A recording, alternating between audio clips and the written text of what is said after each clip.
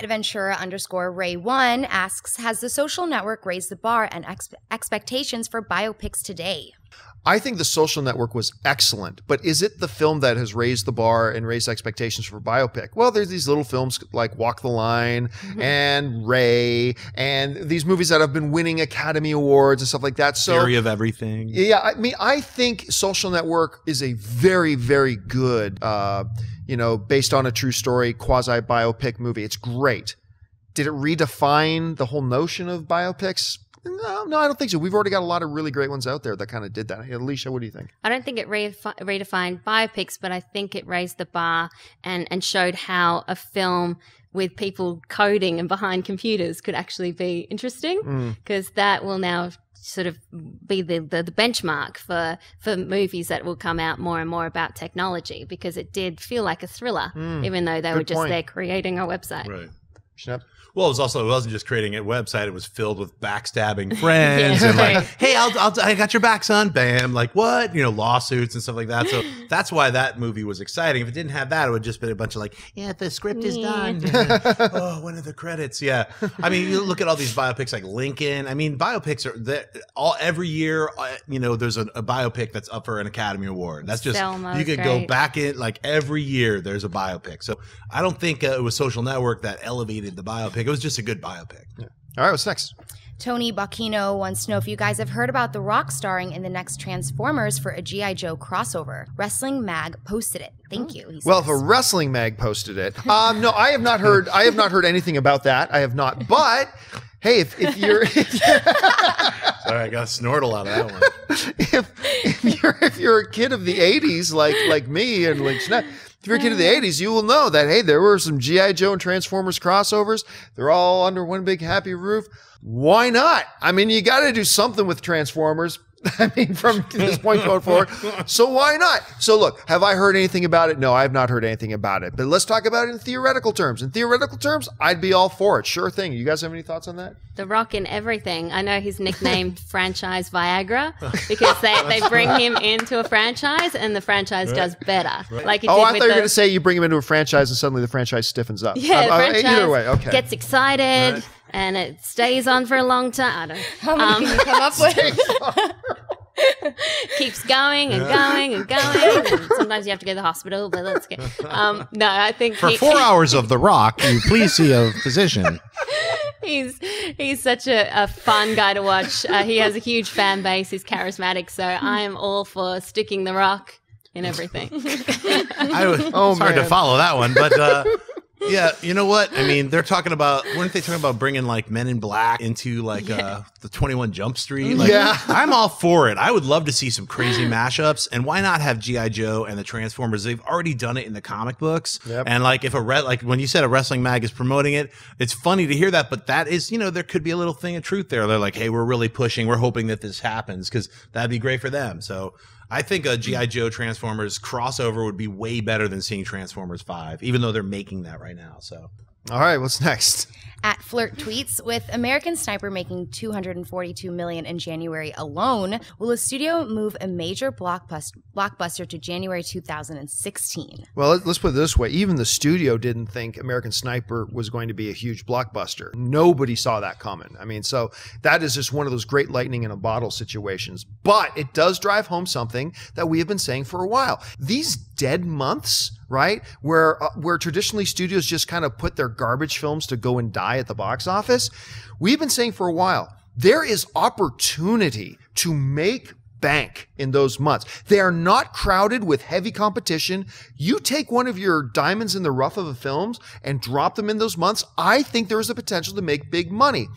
Does American Sniper prove that point? No, like I said, I think American Sniper is a bit of an anomaly, but it certainly doesn't hurt the notion that there's money to be made in January. There's money to be made in February. There's money to be made in October. There is money to be made in these months if you plan it out right, and you can capture lightning in a bottle again. Anyway, Schnapp, what do you think? Yeah, I mean, I can't really point to American Sniper as being the indicative thing. I mean, a lot of movies have like, oh, well, that movie got released and made a ton of money, and then you also have a lot of movies that are dumped in January and February, and they don't make any money because they're like, we're just trying to hopefully get at least $2 million back from our $40 million. You know, we're hoping that at least 3 people go, and then there's also these like American Sniper where it had a lot of events that happened in real life, elevated that film.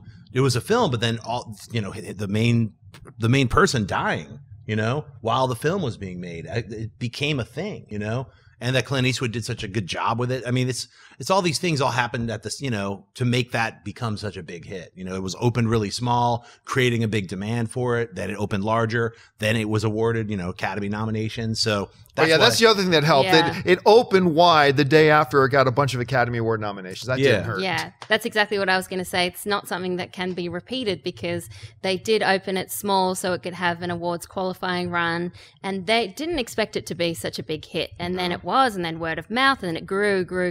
It wasn't like one opening weekend, a lot of money. It was slowly has accrued so much money, and I think it served an underutilized market, or a market that doesn't usually get these kind of films. So it's hard to repeat, but it would be so great if we could get good films in January and in February and in March. So it wasn't just like the blockbusters, the Oscar films, but it was good films all the time. That would be great. That would be great. All right, last question of the day. At Chahito14 asks, hey guys, do you think Nolan can still make any original film he wants now after Interstellar? And should he have that right? Well, look, let's start with this.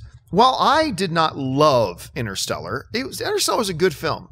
I was a little underwhelmed by it because my expectations were way up here, but it's still a good film. It was a decent movie, right? Good.